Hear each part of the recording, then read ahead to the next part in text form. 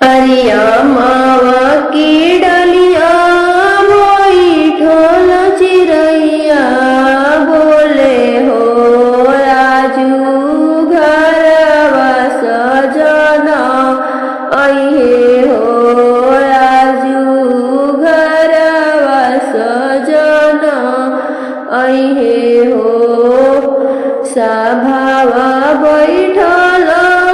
बेटी के पापा रोवे हो राजू बेटी सपनवा भैली हो राजू बेटी सपनवा भैली हो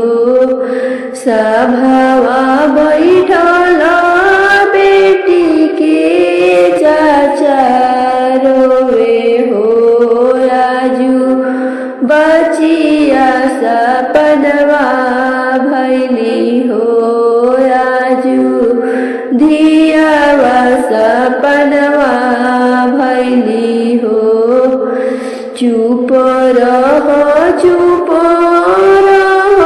हमार पापा हो राजू पापा सुचितवा भैल हो राजू पापा सुचितवा भैल हो चुप रहो हमार चाचा हो राजू चाचा सुचितवा भैल हो राजू चाचा सुचितवा भैल हो दुआरे बैठल बेटी के भैया रोवे हो राजू बहिनी पराया भैली हो राजू बहिनी पराया भैली हो चुप रहो हमार भैया हो राजू भैया सुचितवा भैल हो राजू